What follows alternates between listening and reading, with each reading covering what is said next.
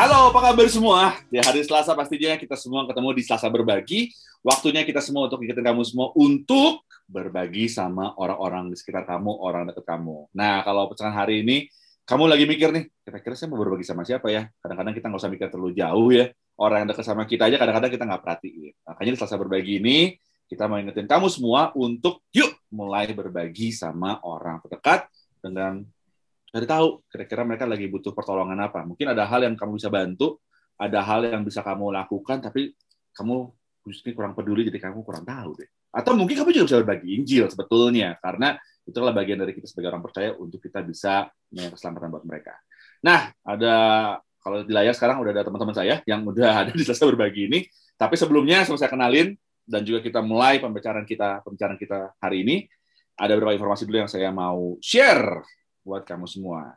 Dan seperti tadi saya udah bilang, kita pengen banget untuk mengingatkan kamu semua juga untuk mensupport atau mendukung apa yang dilakukan oleh PJR TV, karena mulai Selasa Berbagi ini mengingatkan kamu semua untuk bersama-sama menyebarkan Injil sampai ke seluruh pelosok Indonesia, supaya saudara-saudara kita yang ada di pelosok bisa menyaksikan kebenaran firman Tuhan melalui tayangan dari PJR TV. Setiap donasi yang Bapak, Ibu, teman-teman semua berikan, itu akan digunakan untuk penyebaran penayangan PJR TV di satelit-satelit yang menjangkau area-area terpencil Indonesia. BCA 5055 1822121 atas nama Yayasan Pelayanan di Indonesia bisa teman-teman gunakan untuk menyalurkan informasi kami. Dan PJR TV ini juga dapat kamu saksikan di Transvision di channel 778, atau kamu juga bisa saksikan secara streaming di www.pjar.tv. Kalau setelah acara ini kamu punya pertanyaan, kamu punya permohonan doa, komentar, saran, please kamu boleh kirimkan melalui WhatsApp kamu di 088138700705 dan ada tim Respon PJR TV yang siap untuk menjawab setiap pertanyaan kamu, bisa menolong apapun yang kamu tanyakan. Dan saat ini juga online store PJR TV kembali dibuka. Nah, kemarin kamu punya kesempatan untuk kamu bisa dapetin merchandise PJR TV di Tokopedia ataupun Shopee. Ada video pengajaran, ada merchandise yang kita sudah siapkan. Dan ini nanti kita akan share nanti ya di akhir berikut, karena yang pastinya kalau kamu senang untuk baca Alkitab, harus ikut Bible Everyday supaya kamu lebih paham lagi dengan apa yang kamu baca. Setiap Jumat jam 7 malam bertemu dengan Peter Chris untuk belajar tentang Alkitab. Yeah. Alright, kalau gitu langsung aja hari ini saya Octavianus akan kenalin dulu teman-teman yang sudah hadir. Ada Randy Chandradinata. Halo, Pastor Randy. Halo, Bang Jo. Halo, bro. Apa kabar? Puji Tuhan. Bang gimana, Wahid Hashim dan juga Master Plan? Aman, terkendali, puji Tuhan. Oke, thank you. Tumben ditanyain. Oh iya dong, masa cagar budaya ditanyain. Oke, lalu juga ada Peter Chris. Halo Om Chris, yang tidak mau dipanggil Peter. Halo, Bang Jo. Gimana Om Chris hari ini? Biasa. Lebih ceria hari ini atau bagaimana? Biasa aja. Seperti hari-hari kemarin. Oh, sama seperti hari kemarin. Ya. Oke, siap ya hari ini ya di Selasa Berbagi ya untuk kita sharing-sharing ya. Iya, demikianlah. Kurang semangat sih. Lalu ada Pastor Raguel Lewi. Halo bro, gimana? Ya, aman semua ya. Hidup ini fana ya. Ya kayaknya langsung ya, sambutan itu udah kayak tema gitu. Iya. Ini fana, hanya menanti surga dalam kehidupanku. Oke. Dan untuk hari ini ada ini tamu yang ditunggu-tunggu selama ini. Oh, ditunggu-tunggu. Saya manggilnya apa nih? Pak Yowas atau Prof Yowas ya? Biar nanti aja ada yang mengenalkan dirinya sendiri. Halo Pak Yowas, apa kabar Pak Yowas? Hai, halo. Senang ketemu. Thank you. Sama-sama Pak Yowas. Pak Yowas, boleh, ini kan kita di Selasa Berbagi udah pada tahu nih, Randy, El, juga Chris, orang-orang udah pada tahu lah kalau Selasa Berbagi kita terus. Kalau Pak Yowas mungkin boleh kenalin perkenalkan dirinya Pak Yowas, lalu juga Pak Yowas itu kesibukannya apa sekarang, atau ada di mana sekarang untuk aktivitas sehari-harinya. Silakan Pak Yowas. Thank you banget untuk undangannya. Nama saya Yowas, saya pendeta GKI Pondok Indah. Saya ngajar di STFT Jakarta, sehari-hari saya di rumah. Jawabannya sangat ditunggu-tunggu sekali yang belakang itu. Pandemi kan. Oh iya, benar. Stay at home ya. Tapi saya mengajar dan melayani di gereja, dua-duanya. bobot lebih besar ke pengajaran di STFT. Oh, oke. Ya, Pak Yowas ini kalau misalnya teman-teman suka manggilnya Pak Yowas, panggilnya Prof Yowas juga gitu kan ya.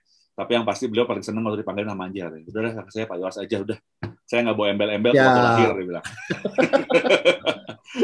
Oke. Nah, bareng-bareng. Kok kelihatan tua banget ya di sini ya? Enggak, Pak. Enggak. Bapak nggak kelihatan muda aja, Pak. Enggak. Oke. Wow. Hostnya belagu nih. Udah gini gue diceramahin di grup nanti nih. Hostnya congkak. Bukan, arogan. Hati kecil. Nah, Bapak ada Prof Yowas nih. Dan teman-teman juga nih. Untuk hari ini kita mau ngebahas satu tema. Masuk surga karena ibadah. Nah, itu pertanyaan sebenarnya. Nah, Prof Yowas mungkin bisa kasih statement mungkin dari pendapatnya Pak Yowas sendiri gitu kan. Ada banyak orang mikir, apakah statement ini seringkali juga muncul dan pertanyaan-pertanyaan juga muncul karena orang itu melakukan ibadahnya karena pengen masuk surga. Which is kalau orang punya pikiran untuk masuk surga ya, nggak apa-apa dong orang pengen masuk surga, memang itu tujuan kita hidup kan. Ada dulu Pak Yowas, orang punya quote gini, waktu kecil senang. Ya kan, waktu kecil senang-senang, lalu udah mudanya foya-foya, tua masuk surga. Itu kan udah jadi cita-cita semua orang gitu ya. Nah, kalau misalkan emang ada salahnya, atau apa yang kira-kira dari statement ini yang Pak Yowas bisa dapetin gitu loh, masuk surga karena ibadah gitu loh. Oh, ini tema menarik sekali karena banyak orang yang juga bertanya, dan siapa sih yang nggak mau masuk surga ya? Cuman nggak mau masuk sekarang lah begitu kan? Gue pernah khotbah tanya siapa yang masuk surga, angkat tangan semua. Siapa yang mau masuk hari ini, turun semua. Semua agama tentu punya tujuan akhir dengan nama yang berbeda kan. Di kekristenan, di agama sebagian yang lain memakai kata surga. Tapi dalam iman Kristen sebenarnya harus kita klarifikasi dulu bahwa surga adalah sebuah istilah yang salah satu dari beberapa ungkapan dalam kekristenan tentang tujuan akhir manusia. Bukan hanya surga, bahkan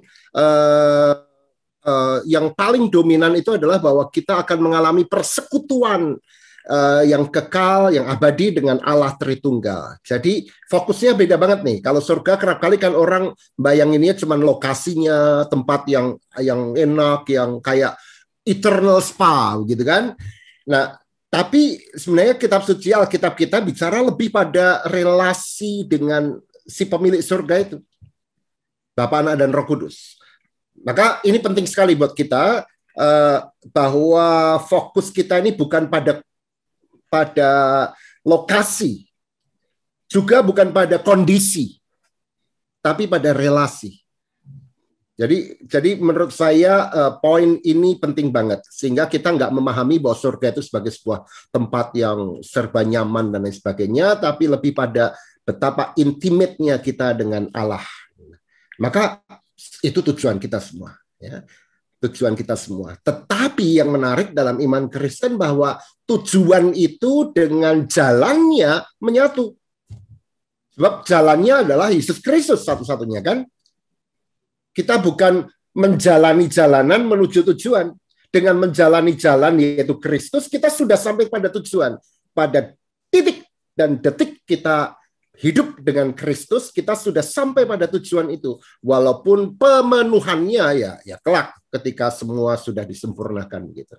Maka hati-hati untuk memakai jalan tujuan dengan tidak memisahkan keduanya. Makanya Yesus berkata, akulah jalan, tidak ada yang sampai pada Bapa. Dan ini relasi kan ya, bukan surga ya. Relasi. Ketika salah seorang muridnya bertanya, udahlah tunjukin jalan tujuan itu buat kami gitu. Yesus marah dan Yesus berkata apa dalam Yohanes 14? Filipus, kamu kan udah kenal aku lama gitu, ya kan? Kamu melihat aku, kamu melihat Bapa. Aku di dalam Bapa, Bapa dalam aku. Jadi tujuan dan jalan itu saling berkelindan, sehingga jangan dipisahkan. Jadi hari ini ketika engkau menerima Kristus sebagai Tuhan dan Juru Selamatmu, engkau sudah mengalami tujuan itu, yaitu Sang Bapa di dalam Yesus Kristus. Begitu. Wow. Jadi udah ya, kita selesain. Udah beres semua. Gua tuh udah gini. Ini apa udah selesai? Udah selesai pembahasan kita ya? Udah semua. Ore, pulang cepat. Pertanyaannya udah terjawab kan, Bang Jo? Tapi Ya, juara banget sih tadi sih. Banget sih. Tadi juara sih satu sih, Eternal Kenapa ya? Spa itu. Aduh. Eternal Spa. Juga Eternal Spa. Gua soalnya hobinya pijet. Jadi makanya itu lebih relevan jadinya. Ren, lo dari apa yang tadi di Pak Iwas tadi sempat bagiin gitu ya, tentang ini adalah journey gitu kan, tapi juga itu ya itu adalah status, hubungan itu status gitu kan, bukan masalah tempat. Kalau dulu sendiri gimana?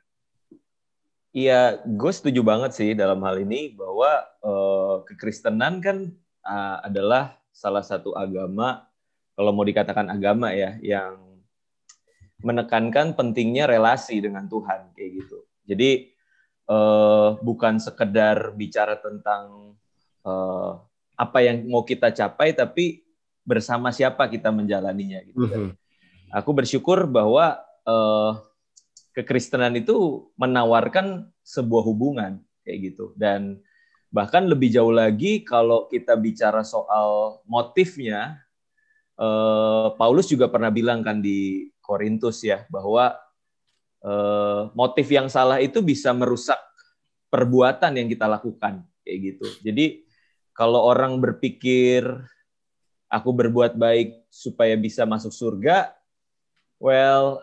ya perbuatan baiknya nggak salah ya, tapi motifnya itu seringkali yang bikin kita nggak bisa menemukan esensi dari perbuatan tersebut, yaitu relationship kan, yang di 1 Korintus 13, sekalipun aku dapat berkata-kata dengan semua bahasa manusia, bahasa malaikat, tapi aku nggak punya kasih, bahkan memberi diriku untuk dibakar, membagi-bagikan semua yang aku punya.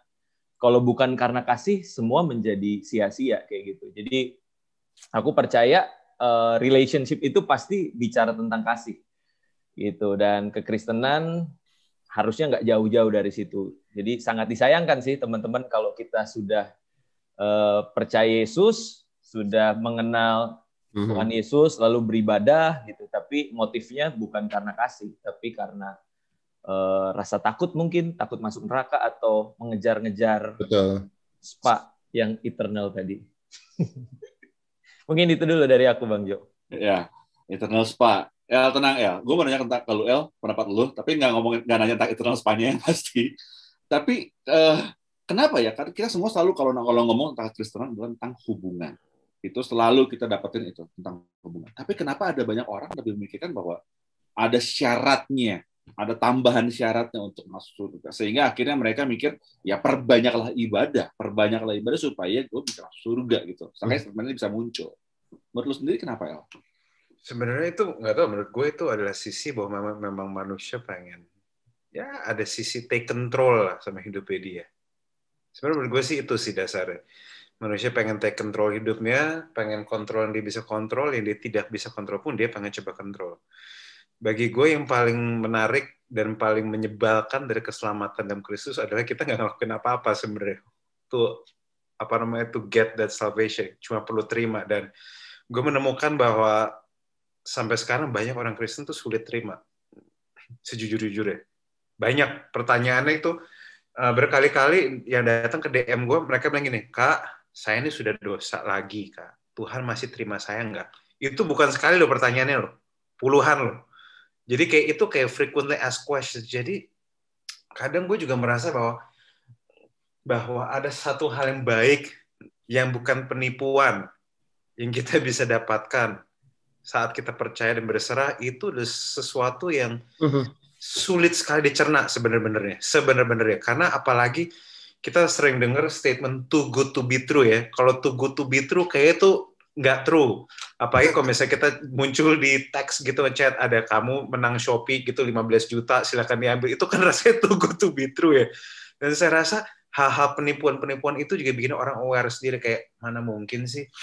Makanya saya percaya bahwa saya pelajari bahwa tugas Roh Kudus yang paling utama itu sebenarnya meyakinkan orang, mengingatkan kembali apa yang Yesus sudah ajarkan dan meyakinkan orang sama apa yang Yesus sudah lakukan. Karena bagi saya satu gue belajar bahwa untuk orang ngerasa bersalah ya, untuk orang merasa guilty, orang merasa hopeless, itu nggak butuh Roh Kudus. Lu nggak butuh Roh Kudus. Tapi sometimes saya belajar bahwa untuk kamu bisa buka mata dan kamu terima bahwa kamu dicintai Tuhan, kamu disayang Tuhan, kamu dikasihi Tuhan, dan Tuhan berkorban bagi kamu, dan bahkan saat kamu masih berdosa itu Tuhan sudah mati bagi kamu. It takes more than our strength.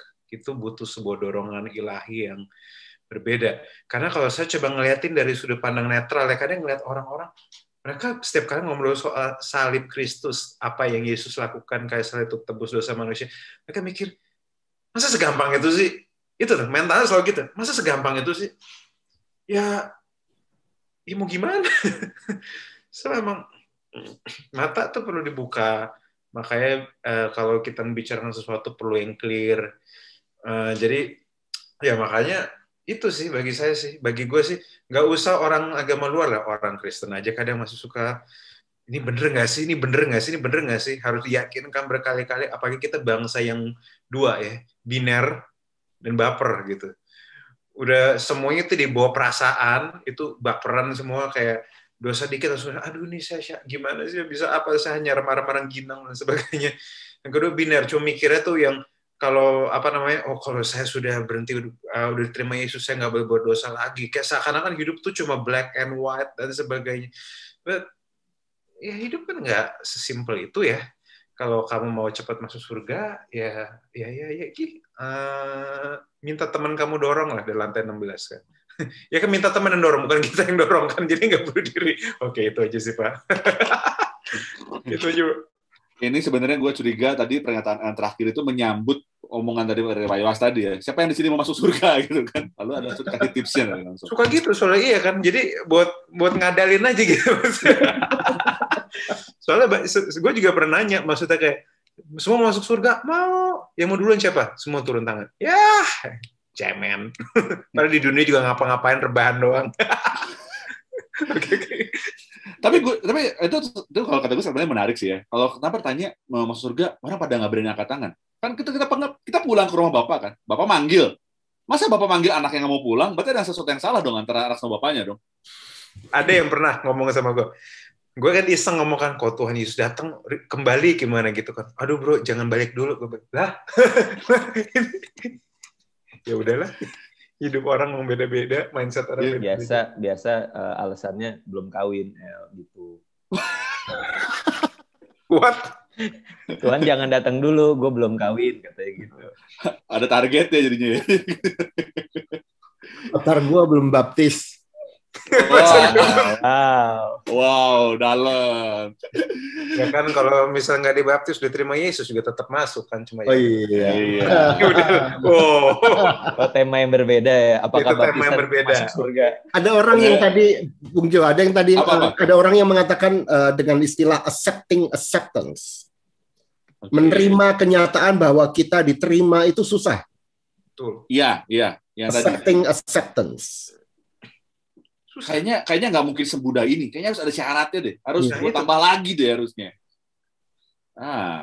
Makanya Paulus kan ngomong bahwa kalaupun kita menerima itu pun adalah anugerah. Iya. Kita diselamatkan oleh iman, dan iman itu pun adalah pemberian Allah. Acceptance. Nah, ayo lo. Gue jadi ini mikir, kalau di Alkitab nih, kan gue mau ngomong Inggris kan, harus ngomong soal Alkitab. Di Alkitab sendiri pernah nggak sih ada keraguan itu sendiri gitu loh, bahwa terima keselamatan kok semudah inikah membangun keselamatan sehingga aku tidak perlu melakukan apapun, atau justru sebaliknya, wah justru karena mudah begini aku harus terus tambah lagi. Dan aku ingat dari orang kaya itu kan seseorang yang datang kepada Yesus, kan anak muda yang kaya raya, dia datang kepada Yesus, dia sudah melengkapi semua syarat dan ketentuannya ya, dan dia rasa kurang kayak gitu kan, dan kemudian Yesus berkata, ya udah kayak El tadi ya, itu kan dorong gitu kan, dalam hal ini dorong semua hartamu ya, kemudian berikan kepada orang miskin, dan kemudian ikut aku. Kan kurang lebih seperti itu kan, apa yang berharga bagi dia. Jadi sebetulnya kalau aku lihat narasi tersebut, semua yang dilakukannya itu kayak nggak penting gitu kan, nggak penting. Aku udah melakukan semua hukum Musa dan segala macamnya itu nggak penting gitu kan.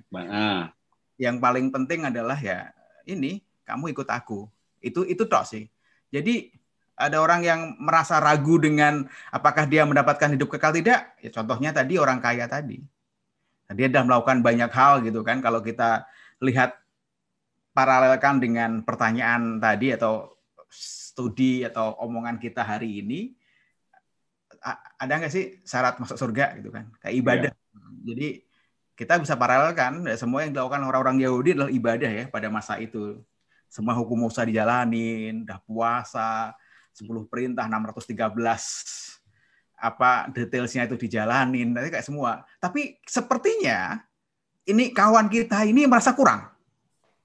Ya kan? Kalau dia nggak merasa kurang, kurasa dia nggak nanya Yesus, atau mungkin ada motif lain untuk mencobai. Tapi setelah itu dia kayak putus asa gitu. Ya, kalau itu mah syaratnya itu berat gitu kan, kayak gitu kan. Padahal justru itu kan syarat yang ringan, nggak melakukan apa-apa, tapi diterima. Sementara dia melakukan banyak hal, nggak diterima. Itu ya, paradoks kan? Itu paradoks bener loh. Itu berarti kan dia membandingkan dengan orang-orang yang di sekitarnya Yesus ya, murid-murid saat itu yang tidak, katakanlah tidak punya apa-apa dan segala macamnya, ninggalin semuanya ikut Yesus. Dan bagi dia mungkin nih orang-orang nelayan sederhana ini nggak melakukan hukum-hukum secara utuh ya, sehingga dia boasting di hadapan Yesus, aku sudah melakukan semuanya. Ya adalah, dan kitab ada ya. Contohnya sedemikian. Nah, ini Om Kris, justru gue ada sesuatu yang tadi Pak Yowas tadi sempat ngomong, acceptance. Justru mungkin orang jadi nanya, kok gue layak sih untuk terima itu? Enggak, lu nggak layak. Nah itu maksudnya. Udah gue nggak usah ngapa-ngapain, kok gue bisa layak untuk menerima keselamatan itu sih? Gimana? Teman-teman punya tanggapan nggak? Nggak terima bahwa kita dilayakkan. Itu kalau benar Tuhan ngomong, ya deh lu nggak layak deh, nggak jadi gitu. That's not grace, Pak. Itu bukan anugerah kalau gitu. Gimana? Gue jadi takut nih, jangan-jangan ini Tuhan dengar saran dari Pak Yowas hari ini, bilang, oh ya gitu deh, gue batalin semuanya deh. Oke. Nah, ini ya ada pertanyaan yang masuk ke Via TV. Kita mulai bahas nih ya. Ada pertanyaan, saya baptis nih, saat sudah dewasa. Selesai ibadah baptisan, saya dapat banyak ucapan selamat. Bahkan semua jemaat yang hadir saat ini nyalamin saya. Yang paling banyak saya dengar adalah, selamat ya, udah menjadi warga kerajaan surga. Saat itu saya sangat senang banget. Tapi kembali lagi kehidupan nyata, hidup seperti biasa, dan barulah saya sadar, apa ya yang harus saya lakukan sebagai warga kerajaan surga? Prof. Joas mungkin bisa kasih pendapat, Prof. Ya, gue mau masuk dulu yang Chris tadi bilang ya, Bung Chris tadi, lalu masuk ke yang tadi. Okay. Bahwa menarik sekali bahwa satu-satunya ya following the Christ gitu ya, following the Savior Christ gitu. Tapi orang sering menafsir following Kristus itu kembali lagi ke perbuatan baik. Followingnya caranya ya berbuat baik gitu. Ya, padahal nggak gitu. Mengikut Kristus itu bukan soal perbuatan baik. Ya berbuat baik itu baik dan harus, tapi mengikut Kristus itu berarti becoming Christ. Bukan following tapi becoming, menjadi seperti Kristus. Kan Paulus ngomong bahwa supaya kita menjadi serupa dengan gambaran anaknya. Jadi hidup kita makin lama makin seformat dengan Kristus gitu ya. Kira-kira begitu. Nah, itulah yang diselamatin ke teman kita yang tanya tadi itu. Selamat sudah jadi warga kerajaan surga. Terus selamat sudah menjadi on the track pada keserupaan dengan Kristus itu. Nah, tapi itu ya betul, dia akhirnya masuk ke dunia real, hidup sehari-hari penuh dengan persoalan, pergumulan, dan exactly di tengah kehidupan sehari-hari itulah following Christ, menjadi seperti Kristus itu dialami. Dan Maka gue paling nggak suka dengan orang-orang Kristen yang selalu memahami bahwa keselamatan itu berarti ada hidup yang luar biasa, di luar kebiasaan gitu. Padahal bagaimana hidup mengikut Kristus di hal-hal yang sederhana, yang biasa sehari-hari begitu. Ya. Kan sering kan kita ditanya gimana kabarnya? Oh, luar biasa. Seolah-olah yang biasa itu nggak punya makna sama sekali gitu. Ya. Buat gua yang biasa, yang ordinary itu justru menjadi lokasi terpenting kita menjadi seperti Kristus. Okay. Karena yang biasa itu dalam bahasa Inggrisnya apa? Order. Itu bicara soal tatanan yang Tuhan sudah siapkan buat kita dan Tuhan provide semuanya, mulai hal-hal yang paling kecil itu, dan disitulah lokus kita untuk menjadi seperti Kristus. The true human being is Christ, but we are becoming Christ, begitu. Becoming like Christ. Jadi hidup yang sederhana, yang biasa, yang naik turun, yang terjal rata itu sebagai peristiwa kita menjadi semakin seperti Kristus. Karena kita sudah diselamatkan. Bukan untuk memperoleh keselamatan. Kalau dari gua gitu.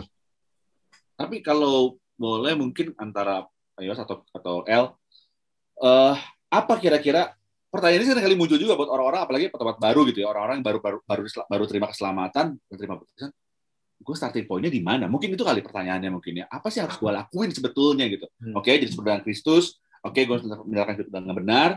Starting point-nya apa? Mungkin itu mungkin. El. Starting point-nya yang tadi Pak Jas bilang, hal-hal kecil. Nah, ya, tapi kan kalau untuk orang tempat baru kan, ya apa gitu, gue ada realnya apa gitu harus gue lakuin. Hal kecil itu apa dan bagaimana? Gue menemukan gini, ini riset lah. This is the funny thing bahwa ini tentang orang tua dan anak. Ada riset yang bilang bahwa sebenarnya hal-hal yang paling anak kecil ingat tentang orang tuanya itu bukan hal-hal besar. Tapi justru hal-hal kecil yang mereka lakukan bersama-sama. Jadi contoh kayak gue nggak pernah, bokap gue kan hamba Tuhan udah muter-muter kemana-mana, tapi gue jujur nggak inget, dan gue I respectfully don't care, maksudnya kayak dia muter ke sana kemari. Tapi yang gue paling inget sampai detik ini adalah pernah dia tiap pagi bikin kopi buat nyokap gue sama adik gue. Justru hal-hal kecil seperti itu matters buat, dan jadi obrolan yang pas bahkan ada orang yang kayaknya yang dia inget bapaknya pada waktu dia tuh main sama bapaknya, main sepeda-sepedaan, main basket-basketan. Jadi sama sekali very ordinary maksudnya. Karena gue tahu bahwa kekristenan tuh identik sama perbuatan gagah perkasa ya.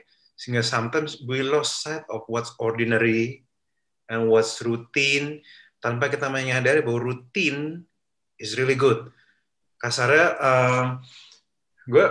ini lucu deh. Ini gue lagi membahas sih, maksudnya buat bulan ini Wan lagi bahas hal ini tentang berulang-ulang bahwa berikanlah kami pada hari ini makanan kami secukupnya. Terus kasih setia Tuhan selalu baru setiap hari. Ini hanya perenungan simpel gue aja. Emangnya kasih Tuhan harus baru setiap hari? Kenapa? Apakah karena expired gitu? Sehari expired gitu? Apakah nggak bisa kasih Tuhan baru setiap minggu atau setiap bulan gitu? Apakah expired gitu? Kenapa harus daily? Why? Kenapa? Karena memang ada kekuatan di dalam sebuah hal-hal yang daily. Makan 3 kali sehari pasti beda sama makan 1 hari porsi untuk seminggu. Itu kan lain maksudnya. Kita nggak bisa menukarkan hal-hal seperti itu. Sama kayak lu harusnya mandi 2 kali sehari atau mandi sekali sehari, tidak bisa ditukar dengan di akhir minggu gitu lu mandi dengan porsi dan volume air tuh 7 kali mandi gitu. Lu nggak bisa. Those mundane routine things itu nggak bisa ditukar.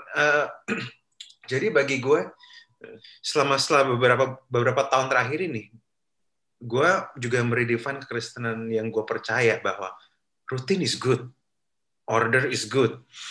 Creativity itu banyak orang bilang kita harus kreatif dan sebagainya, which is nggak salah ya. Cuma kreativitas juga sometimes adalah sisi positif dari apa yang dinamakan dinamika atau inkonsistensi sebenarnya. Dia tuh tidak dia tuh kayak nggak apa namanya, nggak bisa diukur gitu. Tapi semakin lama rutin, walaupun negatifnya terkesan stagnan, tapi itu juga bisa berarti order, dan kita tahu bahwa Tuhan itu Tuhan yang order, dan justru dia do things through orderly things.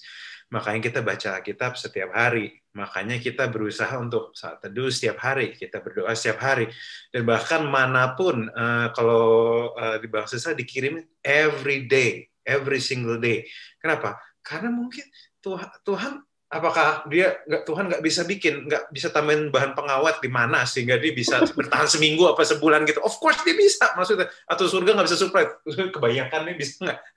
No. But the fact is Tuhan mau kita mau mengubah mental bangsa Israel bahwa kamu yang dari Mesir gitu menjadi mengandalkan Tuhan every single day lewat hal-hal yang rutin, yang kecil. Dan gue selalu punya analogi bahwa hal-hal kecil, hal-hal rutin itu sebenarnya memang terkesan kalau cuma sekali dilakukan tuh nggak ada apa-apanya. But if you keep doing that, dampaknya bisa dahsyat. Sama kayak angka 1 triliun adalah hasil dari angka 1 dan 0 yang diulang-ulang. So I believe in routine, I believe in simple things, I believe in daily things. Simple things, walaupun mungkin lu cuma sit up 15 kali atau push up 15 kali setiap hari, kesannya kan kayak nggak ada artinya gitu kan. But if you do it like every day, itu hasilnya beda banget. So gue sih lihat dari situ sih. Ya, betul. Nah, jadi kan ya itu tadi ya. Kata-kata terlalu mikirin terlalu jauh banget. Oh, berarti perubahannya harus besar. Padahal hal yang rutin aja, hal yang bisa kita lakukan. Tapi itu menjadi hal yang dengan cara yang berbeda karena pengenalannya adalah pengenalan serupa dengan Kristus itu. Dan jadi dampak itu nggak segitunya loh. Gue inget orang tua gue ngajarin Alkitab, dia nggak ngajarin gue ini bahasa asli gini ya dek ya, ini gini ya gini. Nggak. Dia nggak ini kamu tahu ini bahasa asli gini nggak. Nyokap gue dari kecil cuma ngajarin gue cerita simple. Daud lempar ketapel, lempar umban ke kepala gue lihat mati. Daud dipakai Tuhan. Selesai. As simple as that. Very simple. Tapi itu yang mengingatkan gue, itu yang those simple things. Yang kesannya tuh nggak bombastis, nggak keren, tapi ternyata itu yang membuat gue jadi sebagaimana gue ada sekarang. So, ya makanya gue nggak pernah anti kalau orang baca kitab satu perikop doang boleh nggak apa-apa. Yang penting baca. Sama kayak lu makan. Yang penting kita nggak pernah ingat minggu lalu kita makan apa kan, tapi at least the power of that food nourish us until today. Itu sih. Oke, siapa lagi yang mau ngasih opini? Silakan. Pertanyaan nomor 3 ini, pertanyaan tentang apa sih sebenarnya harus gue lakuin. Tadi mulai dari hal yang kecil. Coba kembali ke kisah para rasul deh. Kisah para rasul itu, kisah para rasul kan sederhana kan. Jawab semuanya persoalan ini kalau kita baca 1 dan 2 dan 3 gitu kan. Cara hidup mereka sehari-hari. Mereka sebagai orang Yahudi, Petrus, Yakobus, Yohanes masih pergi beribadah di tempat orang Yahudi juga gitu kan.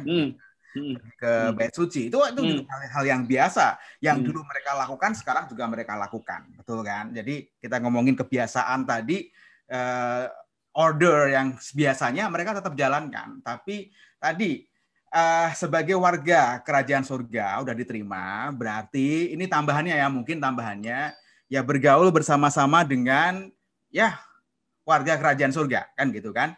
Sudah ketemu dengan warga kerajaan surga gitu. Kayak kalau lagi ada di mana di luar negeri gitu, ada perkumpulan pelajar Indonesia, mahasiswa Indonesia, perkumpulan TKW Indonesia ya, kadang-kadang bikin acara di kedutaan kan gitu kan, atau di konjen gitu kan. Itu hal yang wajar. Itu sesuatu yang lain mungkin ditambahkan, betul kan? Ditambahkan. Jadi tambahnya gimana? Ya inilah kawan-kawan yang tadi kasih ucapan selamat. Jangan hanya kasih ucapan selamat di situ kemudian ditinggalin pergi gitu, masih basah di kolam renang gitu, atau di sungai Yordan. Enggak lah. Kemudian dia diajak masuk, ya ini loh seperti ini kerajaan, diperkenalkan lah artinya seperti ini loh kerajaan surga. Ya, diperkenalkan juga kebiasaan kamu nggak perlu pindah kerja, kamu nggak perlu ganti teman. Itu yang lakukan. Jangan seperti orang-orang Tesalonika yang Paulus tegur kan, orang Tesalonika, wah aku udah jadi Kristen nih, nanti Tuhan datang menanti kerajaan Allah datang. Dan Paulus kan negur banget itu. Kemudian dia bilang, 1 Tesalonika dibilang berusahalah hidup dengan tenang, paling tidak ini hidup dengan tenang, tidak mencampuri persoalan orang lain ya. Itu tadi kepo banget, sekarang ya udahlah, nggak usah kepo-kepo banget lah, lambe turah aja cukup lah kayak gitu, misalnya gitu aja lah. Kayak gitu. Hendaklah kalian bekerja mencari nafkah gitu kan, sama berarti kebiasaan sehari-hari juga jalani sebagaimana kami sudah perintahkan kamu dahulu. Itu kurasa yang pertama ya tadi. Ini loh, kerajaan Allah seperti ini, dijelaskan kepada kawan ini kawan ini kayaknya ini bingung ini. Diselamatin, kerajaan selamat ya, datang kerajaan surga. Dia juga bingung kerajaan surga apa, dan tidak ada yang jelasin di situ seperti kita tadi. Itu sebetulnya. Itu makanya aku tuh ngerasain gitu. Ya, iya sih hari-hari. Tapi gue harus mulai dari mana gitu kan. Gue di mana sekarang? Habis itu tinggal pergi. Tinggal pergi aja. Dan bingung dia. Oke, Randy kayaknya Randy tadi udah buka mic tadi, Ren. Ya. Jadi memang kita mesti bisa bedain juga mana yang disebut sebagai identitas gitu kan. Identitas kita dan juga gaya hidup yang mengikuti. Jadi gaya hidup yang berpadanan dengan apa yang menjadi identitas kita gitu kan. Kita adalah warga kerajaan surga, yes. Setelah kita menerima Yesus sebagai Tuhan dan Juru Selamat, ya kan, lahir baru, ya, dibaptis gitu. Tapi bahwa identitas kita atau bahasa Alkitabnya tuh ada yang disebut sebagai indikatif dan juga imperatif gitu. Yang indikatif itu ya status kita jelas gitu. Kita nih anak Tuhan, kita nih dikasihi Tuhan, kita nih warga kerajaan surga. Baru habis itu kita juga bisa untuk pelajari kitab suci, kita juga cari tahu seperti apa sih gaya hidup seorang warga kerajaan surga yang bentuknya imperatif gitu kan, perintah gitu. Tapi satu hal yang kita nggak boleh lupa adalah bahwa indikatif dulu baru imperatif.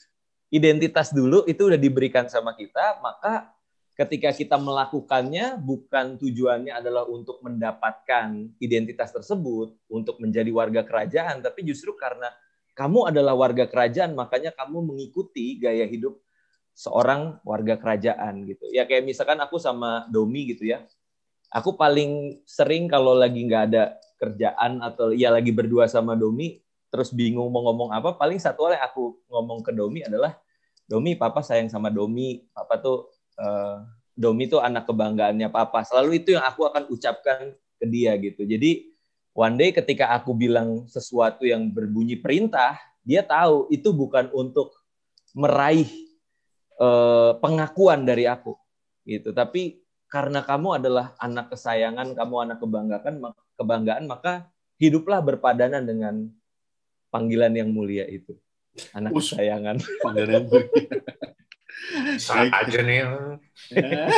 Tapi pintar banget. Gitu kira-kira. Tapi contohnya bagus. Oke. Nah, ini sebenarnya ada satu pertanyaan dan tadi sebenarnya kita udah sempat singgung gitu ya. Tapi pertanyaan ini bisa ngewaking banyak perdebatan antara orang misi dengan orang di dalam gereja. Orang gereja suka bilang, orang suka sebut dalam gereja ya, yang penting sering ikut doa di gereja, pelayanan dong di mimbar, ayo dong aktif dong pelayanan di gereja. Tapi orang-orang yang terlibat di misi suka bilang ini, lo tuh jangan suka sibuk di gereja doang dong, jangan cuma sibuk doa syafaat doang. Ayo dong bagi-bagi makanan di pinggir jalan, itu ada banyak orang-orang miskin yang sakit.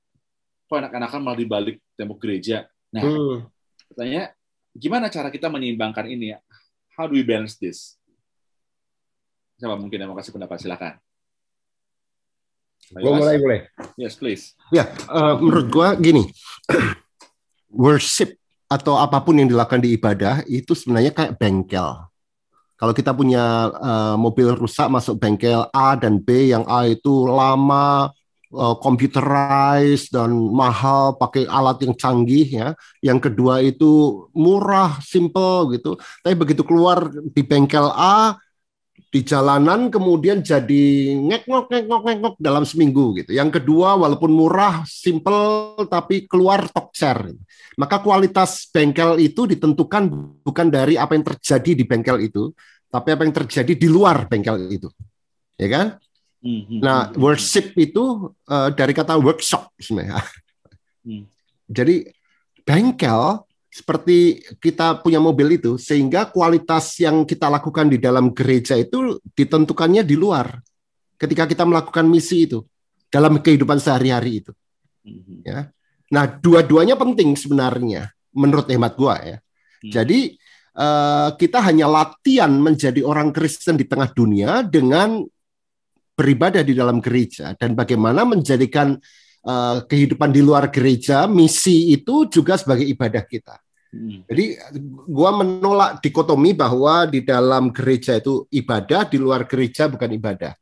Ora et labora, itu aku tolak begitu. Karena menurutku bukan ora et labora, tapi laborare est orare. Bekerja itu adalah doa, bekerja adalah ibadah.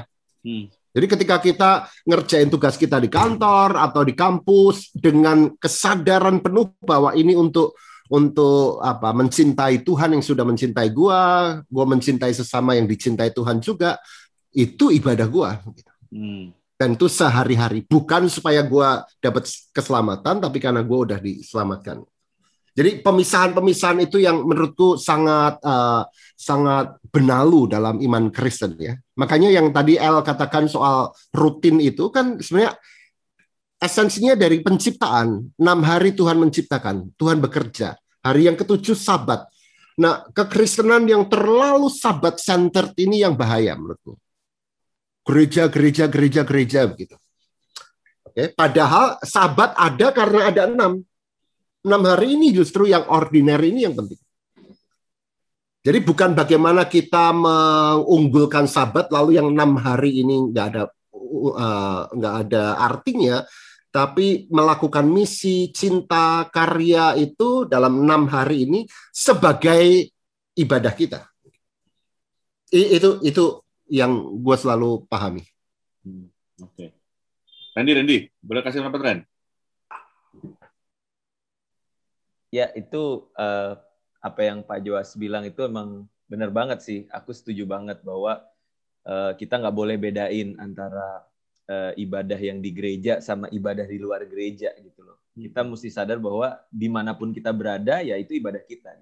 Cuma mungkin ada aja orang yang mungkin karena dia panggilannya adalah bermisi gitu ke daerah gitu. Lalu seakan-akan menganggap yang nggak punya kesempatan untuk bermisi mungkin karena rutinitas pekerjaannya dan sebagainya, lalu dianggap kurang rohani atau gimana gitu ya. Nah, ini juga kita mesti memahami bahwa tiap orang kan punya panggilan masing-masing kayak gitu. Betul. Dan disitulah kita harus saling melengkapi justru. Ya memang pada akhirnya yang nggak bisa pergi, hendaklah dia yang mendukung pelayanan misi tersebut gitu, dengan doa, dengan daya nggak ada ya, duit berarti kan, doa dan duit kayak gitu. Nah, biarlah yang mereka berangkat bermisi itu berangkat dengan sukacita, karena mereka juga tahu bahwa orang-orang ini mendoakan dan juga mensupport aku gitu. Aku pikir itu penting juga sih, Bang Jo. Oke. Dari El atau Chris, silakan yang mau ngasih pendapat tentang ini, karena seringkali ini kan pertanyaan-pertanyaan ini kan pertanyaan klasik ya sebenarnya kayak gitu kan. Gimana kita nyimbangin tentang kedua hal ini gitu. Satu hal orang suruh keluar dari gereja untuk melakukan hal yang real di lapangan gitu loh. Satu hal lagi, enggak, justru yang lebih penting itu adalah dalam sebetulnya, bukan yang di luar aja. Dari El mungkin El, yang biasa ada di dalam gereja. Gue sangat idem sama Pak Joas ya. Bahkan kayak analogi Pak Joas mau pinjem ya Pak ya, itu bagus banget menurut saya. Workshop dengan bagaimana, itu very good analogi. Saya bakal share itu. Saya kayak mau pakai kalau misalnya lagi ada tema-tema yang ada hubungannya sama seperti itu. Makanya bahasa Inggrisnya kan service, tempat service gitu. Oh, very nice. Gue tambahin Yes. perkataan Paulus aja deh. Gue perkataan Paulus di Roma 12:1. Ada lihat berbagai versi di sana. Roma 12:1 ini ada banyak versi. Yang jelas kalau kita perbandingkan itu ada yang mengatakan bahwa to present your bodies as a living and holy sacrifice acceptable to God, which is spiritual service, seperti Pak ya, sebagai spiritual service of worship ya. Jadi ada spiritual worship, service of worship. Tapi kemudian di penerjemahan yang lain kayak New King James Version dikatakan present your bodies a living sacrifice, holy acceptable God, which is your reasonable services. Jadi masing tadi seperti Randy bilang, kalau nggak masuk akal bagi kita terjun langsung ke dunia misionaris, ya nggak bisa dilakukan karena nggak reasonable bagi kita. Kita nggak punya talenta di sana, kita nggak punya panggilan di sana. Jangan bikin-bikin hal yang nggak masuk akal atau nggak reasonable gitu kan. Jadi semuanya disesuaikan dengan apa yang ada padamu dan apa pada kita, waktu dan segala macamnya. Itu aja memperlengkapi bahwa dua hal ini, spiritual service and reasonable worship, nggak bisa dipisahkan. Keduanya satu. Dan Paulus kurasa dengan versi terjemahan yang berbeda, ini ketika ngomongin Roma 12:1 adalah kedua-duanya ini seperti yang dikatakan oleh Prof. Iwas tadi. Demikian saja dari saya kembalikan kepada yang berwenang. Kayak laporan jadinya ya. Nah itu dalam bahasa aslinya menarik loh itu, Bung Jo. Itu logiken latrien, logiken ya. Jadi yang logis, ibadah itu ada logikanya, dan logikanya nggak boleh kebalik-balik. Logikanya harus dibaca dari satu ayat sebelumnya. Sayangnya Alkitab di seluruh dunia itu mulai Roma 12 ayat 1, padahal harus dibaca Roma 11 ayat 36. Sebab segala sesuatu adalah dari Dia, oleh Dia, jadi itu rahmat. Roma 11 ayat 36. Roma 11 ayat 37, which is Roma 12 ayat 1 adalah persembahkanlah hidupmu. Jadi mulai dari rahmat Allah, lalu persembahkan. Mulai dari sudah dapat surga dan selamat, maka memuliakan Allah. Kira-kira begitu. Indikatif, imperatif lah gitu ya. Ya, indikatif, imperatif. Kita nggak melakukan imperatif supaya kita dapat status baru. Nah, kasih Pak dosen. Bahasa kuliah dia. Dapat A. Nah, bicara tadi soal apa yang dilakukan di dalam gereja, bicara soal penyembahan, gitu, apa yang dilakukan sehari-hari, apa yang dilakukan penyembahan pada Tuhan. Ini ada pertanyaan relate sama apa yang tadi ditanya sebelumnya, gitu ya. Matius 7 ayat 21. Itu kan firman Tuhan bilang, bukan setiap orang yang manggilku Tuhan Tuhan yang akan masuk dalam kerajaan surga, melainkan dia melakukan kehendak Bapakku yang di surga. Nah, apakah ini artinya ibadah kita melalui seruan doa dan pujian itu nggak bawa kita ke surga? Karena selama ini katanya ada pertanyaannya, si penanya ada bilang, saya merasa dekat dengan Tuhan ketika saya berdoa dan memuji. Jika melihat dari ayat ini, apa kita juga harus melakukan perbuatan baik juga? Ini nyambung sama pertanyaan tadi sebelum yang kita tadi bahas. Gimana, Ren? Kayaknya Randy udah langsung mau jawab sesuatu nih. Aja, Ren. Itu menarik karena kan kalau kita baca Matius 7 ayat 21 itu kan pasti harus dibaca ke beberapa ayat sebelumnya kan. Mengenai bagaimana sebuah pohon itu dikenal dari buahnya. Kayak gitu. Jadi itu bukan tentang karena kita banyak memuji dan menyembah Tuhan akhirnya kita dianggap tidak melakukan kehendak Tuhan, bukan itu gitu. Tapi hendaklah bukan cuma sekedar seruan dan nyanyian, tapi bagaimana hidup kita itu menghasilkan buah. Ya. Sehingga dari buahnya kita dikenal gitu, dan akhirnya nama Tuhan dipermuliakan kan, kayak gitu. Dan ada satu buah yang menarik yang aku pikir selama ini bentuknya nggak seperti pohonnya gitu ya. Ternyata pohon kelapa sama pohon korma itu 11-12 loh. Aku baru tahu bentuk pohonnya itu 11-12. Buahnya kan beda ya, kurma dan kelapa gitu. Tapi mengapa akhirnya pertanyaan, kalau gitu buat apa kita berbuat baik kayak gitu kan? Kalau kita bicara soal ini, artinya lewat perbuatan baik kita, maka kita dikenal bahwa kita anak-anak dari Bapa kita yang di surga. Kita membawa kemuliaan bagi Bapa kita yang di surga gitu. Jadi penting sih untuk kita tahu konteksnya, karena kalau enggak nanti disangkanya berseru kepada Tuhan itu sesuatu yang salah kayak gitu ya. Padahal poinnya adalah tentang jangan cuma berseru tapi berbuahlah kayak gitu dalam kehidupan. Oke. LDL, boleh kasih pendapat yang tadi L? Apakah ini berarti kita harus melakukan perbuatan juga atau bagaimana? Ya kan perbuatan itu buah ya. Dan anyway tadi gue lagi ngecek, bener ya kurma sama kelapa mirip ya. Dia googling dong. Ada googling ya. Begitu ya, mirip ya. Oke, that's funny. Bagi gue sih tetap perbuatan itu adalah ya dia hanyalah buah. Kita tidak berbuat sesuatu bukan supaya masuk surga ya. tapi kita berbuat sesuatu karena respons. Sampai kapanpun, gue percaya bahwa life of worship is a life of response. Iman adalah respon Tuhan. So, apa yang Tuhan sudah buat. Jadi kita itu responder, Tuhan inisiatornya ya.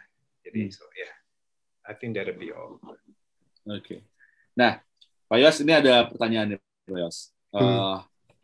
Perkenalkan, aku Yosman Tamson dari Jakarta. Pertanyaan saya, apakah anak-anak Tuhan nanti setelah meninggal masih harus diadili menurut perbuatannya waktu masih hidup, atau langsung masuk surga?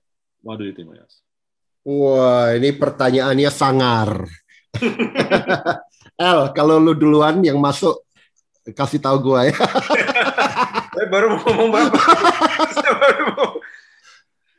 Ya, banyak bagian dalam Alkitab yang memang menegaskan bahwa apapun yang kita lakukan kan kemudian punya konsekuensi, punya risiko begitu. Tapi tidak dalam arti bahwa kita ini kemudian nasib kita akan ditentukan dari apa yang kita lakukan. Karena kalau demikian, kita akan berbuat baik supaya kita masuk surga. Bukan begitu. Tapi apapun yang kita lakukan toh juga punya konsekuensi. Ya. Dan itu dipakai dalam Alkitab dengan konsep keadilan. Gitu. Ya. Nah, tapi yang menarik dalam Alkitab, Kristus itu datang. By the way, di Alkitab nggak ada ya kata-kata Yesus datang 2 kali. Ya. Yesus kembali. Jadi bukan numerik ya. Yesus kembali.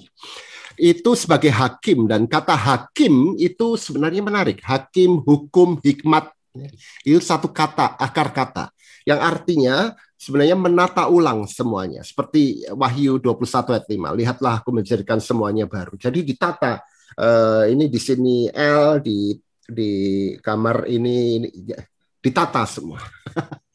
Nah, untuk bisa sesuai dengan tataan itu harus dipoles sana-sini, diperbaharui. Ya, lihatlah aku menjadikan semuanya baru gitu.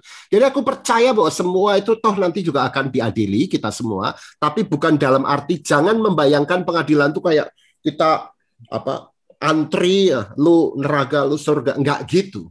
Tapi bahwa Allah sebagai hakim menata semuanya dengan sangat baik. Maka di atas semua mungkin kekhawatiran kita, gua ntar dihakimi dan diadili, wah nanti gua kayak apa begitu, si hakim itu juga adalah juru selamat kita yang menata dengan rahmat dan anugerah yang sama ketika dia mencintai kita dan menyelamatkan kita. Itu penting banget. Sehingga kita tidak mengharapkan peristiwa itu dalam ketakutan atau kekhawatiran, tapi dalam pengharapan dan kegembiraan. Gitu. Jadi semua teologi akhir zaman apapun, ini kan bicara soal akhir zaman kelak. Iya. Yang setelah lu dengerin, lalu lu jadi takut, pasti ada yang keliru. Iya. Haruslah memberi pengharapan dan kegembiraan. Iya. Karena aku selama ini ngebayanginnya kalau udah mati nanti pas akhir zaman ada CCTV sih yang akan dipasang gitu kan, CCTV-nya gitu. Film banget deh. Dipasang gitu ya, kayak zoom layar gede banget banyak gitu ya. Iya. Dan gue yakin pertanyaan ini juga muncul karena ngebayanginnya kayak gitu. Ada antrian untuk masuk surga, sebelum masuk surga ada antrian dan ada pengadilan gitu. Makanya pertanyaan kan gitu tadi kan. Nanti apakah anak-anak Tuhan nanti setelah meninggal masih harus diadili berperbuatan waktu masih hidup? Baru ngomong atau langsung masuk surga gitu loh. Dan akhirnya ya hal-hal kayak gini. Harusnya tadi kata Pak Yowas tadi kan, akhir zaman itu suatu yang membawa sukacita, bukan suatu penghakiman. Kita aja kayaknya mau mati aja kayak takut-takutan, jadinya tadi jadi kayak takut. Aduh, kayaknya semua bakal dibongkar. Gimana, El? Lu sendiri ngebaca pertanyaan ini, tadi ngedengar pertanyaan ini dan ngebacanya pertanyaan? Gue lebih tertarik melihat dari mana dia mikir kayak gini. Gimana, El? So, jadi gini, gue percaya atau gue juga pernah mikirkan hal yang sama. Bahwa ibaratnya kita akan berada di tahta putih, di situ ada sang hakim duduk, dan bahwa kita entah lu ke kiri atau kanan, ke surga atau sebelahnya surga, neraka, kayak gitu maksudnya kan. Tapi gue menemukan bahwa ini semua, gue menemukan gambar-gambar ini. Jadi dulu tuh gue punya, tahu nggak sih ada namanya traktat dulu. Ya, gue baru ngomong gitu. Itu kayaknya lu gambaran traktat. Itu gambaran semua yang rata-rata kayak kalau yang anak Kristen 90-an gitu ya, anak 90s itu tahu deh namanya traktat deh, yang kayak kita di situ gambarnya ngeri-ngeri banget, bakal orang bakal dibakar gini-gini. I'm gonna be honest bahwa mungkin gue mendapatkan gambaran tentang neraka tuh dari situ. Karena tanpa ada gambaran itu, I just cannot imagine. Bahkan surga pun gue nggak bisa imagine. Yang itu kan yang katanya kan apa lantainya dari emas, gerbangnya dari mutiara, kayak surga tante-tante gitu kan, kayak ya kan kayak emas mutiara gitu kan.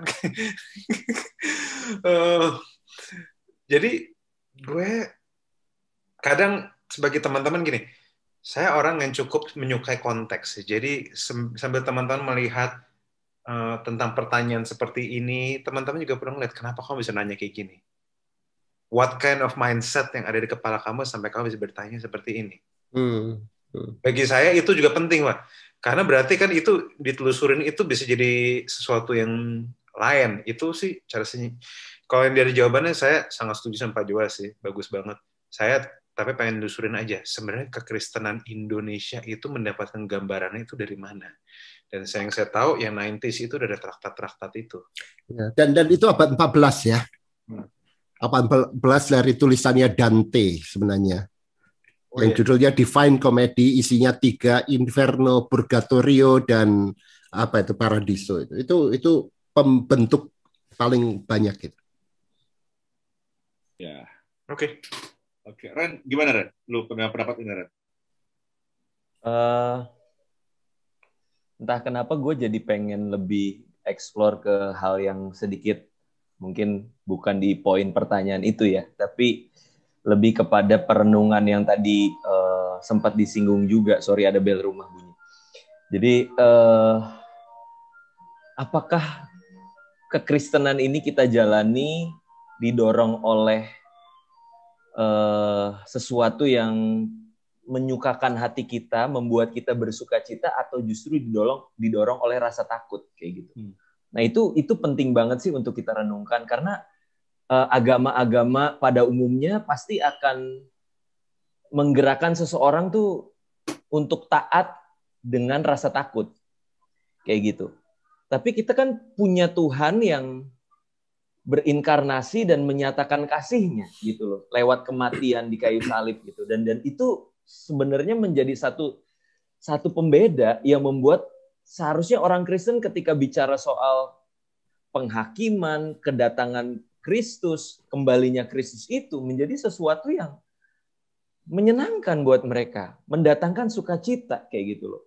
Ya, dan aku teringat akan ada satu ini dari agama lain ya, yang disebut sebagai Rabi'ah al-Adawiyah. Adawiyah ya.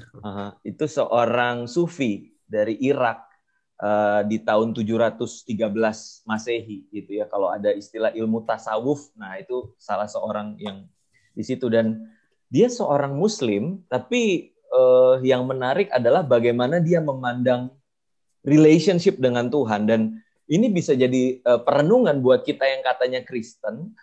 Kita mengenal Yesus yang tersalib, di dalam kasih tidak ada ketakutan, tapi menjalani kekristenan kita bahkan berhadapan dengan kematian kok kita malah jiper gitu ya. Kita malah didorong oleh rasa takut, bukan oleh rasa cinta kayak gitu.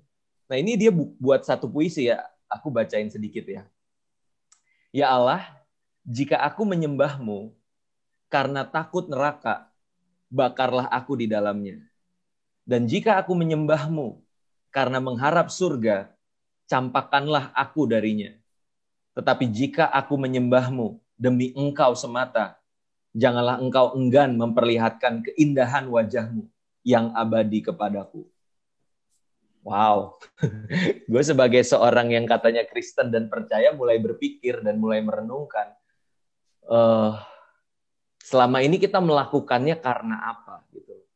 Apakah karena mengincar berkatnya, mengincar surganya, atau karena takut panasnya neraka, atau karena cinta yang membuat aku mau untuk relationship sama Tuhan kayak gitu. Dan itu aku pikir bisa jadi perenungan sih buat kita hari ini gitu. Apakah kita melakukan ibadah karena mengincar surganya, ataukah kita beribadah karena memang kita mengasihi Tuhan. Orang yang mengasihi Tuhan pasti beribadah, tapi orang yang beribadah belum tentu mengasihi Tuhan. Itu aja sih dari aku. Om Chris mungkin ada apa ini dari apa yang tadi ditanyain Om Chris? Nggak ada, lengkap daripada Om Chris sih. Ya jadinya memang kalau kita harus paham bahwa surga itu status ya tentang kita pada waktu kita sudah menerima Kristus ya. Di situ kita mesti mengertinya ya. Dan itu yang kita bahas selama 1 jam ini. Nah, ada yang mungkin ada yang mau kasih opini atau mau kasih kesimpulan dari apa yang sudah kita share pada hari ini supaya kita jadi bisa lebih bisa kasih pengertian yang benar gitu loh tentang bukan karena ibadahnya sebetulnya. Karena surga itu bukan masalah place-nya, bukan masalah tempatnya. Mungkin Pak Iwas mungkin bisa kasih kesimpulan. Wah, gua biasa kalau kesimpulan harus merenung dulu. Yang lain dulu. Kalau gitu, kita nggak usah tunjuk-tunjuk aja, langsung L aja kalau gitu, El. Dari si perenungan lo apa, El?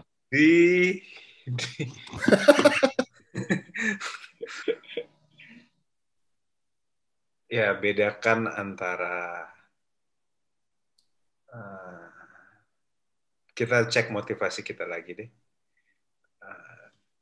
Apakah kita melakukan sesuatu itu karena apa? Apakah karena kita memang insecure sama status kita, atau karena kita secure sama status kita, makanya kita mau hidup yang no regrets gitu buat Tuhan? Karena mungkin tindakannya bisa sama, tetapi motivasinya berbeda, energinya berbeda, sangat mungkin hasilnya juga bisa beda. Culture dan spirit yang keluar dari jiwa kita itu bisa berbeda sekali. Karena orang-orang yang secure sama status mereka itu saat melakukan sesuatu itu, there is this sense of encouragement, sense of joy, sense of strength yang keluar. Beda sama orang yang melakukan sesuatu karena dia takut masuk neraka. There is fear, there is bitterness sedikit, ketakutan, dan bagi gue sendiri, menurut gue orang-orang Indonesia sudah cukup banyak ditakut-takutin. I've had enough, we've had enough, bahkan sampai sekarang pun gue tahu masih ada segelintir yang nakut-nakutin, dan bahkan masih dalam jumlah besar. I choose not to be on that side. Yuk kita mendingan di sisi yang tahu siapa diri kita, tahu status kita. Kita mendingan di sisi yang melayani karena out of security, kelimpahan, dan ya gitulah. Ya, oke, thank you. Pak Yos? Ya, gue mau ngomong bahwa gue selalu membayangkan keselamatan itu sebagai sebuah pesta, kegembiraan, sebuah jamuan gitu, dan karena itu warna-warni, indah, bukan monokrom gitu. Apa yang menggelisahkan saya adalah banyak orang Kristen yang mau mengekspresikan keselamatan itu tentu dengan ibadah. Jadi bukan ibadah demi keselamatan, tapi karena sudah diselamatkan beribadah, tapi nggak cocok dengan DNA spiritualnya. DNA spiritual orang tuh lain-lain. Ada yang memang sangat ritual, suka ibadah. Ada yang sangat ekspresif, ya, tepuk tangan. Ada yang sangat aktivis, pergi keluar, bantu orang. Itu ibadah juga. Ada yang naturalis, lihat alam, dia menjadi sangat tersentuh. Itu ibadah juga. Ada yang meditatif, diam, silence sebagai ibadah. Ada yang sangat simbolis. Gua kalau lihat salib gitu, gue bisa nangis loh, lihat lilin gitu, karena gue sangat simbolis. Gitu. Jadi be yourself, nggak usah takut kayak El bilang, cintai Tuhanmu dengan DNA spiritual yang Tuhan sudah tanamkan dalam hidupmu. Gitu. Itu yang gue mau bilang, sebagai ekspresi bahwa kita forgiven. Oke, ya, Ren sama Chris harus ngomong nih. Gue tadi itu Rabiah itu closing statement gue. Ya, gue tahu. Karena ada hal yang nanti gue akan empatasi di situ ya. Tadi ada yang lo bilang adalah tadi melakukan karena cinta, bukan karena kewajiban atau ketakutan. Itu yang paling penting kan. Kalau kita lakukan dengan itu karena cinta, maka kita akan lakukan dengan free, dengan bebas ya akhirnya dengan enak gitu. Yes. Om Chris? Saya pikir kita nggak perlu takut karena Paulus bilang kita semua harus menghadap tahta pengadilan Kristus supaya setiap orang memperoleh apa yang patut diterimanya sesuai dengan apa yang dilakukannya dalam hidupnya. Ini baik ataupun jahat. Jadi semuanya pasti akan berakhir ke sana gitu kan. Tapi saat ini pun kita udah ada di sana. Hanya belum penuh. Jadi santai aja woi. Kita udah di jalannya dan kita udah bersama dengan dia. Itu aja sih gitu. Hal yang lain ya kita hadapi dengan senyuman. Itu aja lah. Dan kopi. Oke teman-teman, tadi kita udah coba simpulin apa yang kita coba bicarain, dan yang pasti yang paling penting tadi dari apa yang kita coba bahas adalah pada waktu ada orang yang bilang selamat datang di warga kerajaan surga, ya karena kamu sebetulnya sudah menikmati surga itu dan kamu sudah menjadi bagian ya memang dalam kehidupan kamu. Mulailah dari apa yang kecil, dari apa yang biasa kamu lakukan, dan tunjukkan kesurupan dalam Kristus. Dan saya itu surga. Surga bukan cuma sekedar tempat, tapi itu adalah status kita dengan Yesus. Jadi nggak perlu tambah-tambahin ya dengan syarat-syarat yang lain. Cukup kita dengan menerima Kristus dalam kehidupan kita. Thank you banget Pak Yowas yang sudah nemenin kita hari ini di Selasa Berbagi. Thank you El. Thank you Pak Yowas. Thank you Chris. Thank you Randy. Yes. Oke, kita semua mengucapin selamat sore semua kalian semua, dan thank you banget udah dengerin kita di Selasa Berbagi. Pijar TV, salam terang bagi Indonesia.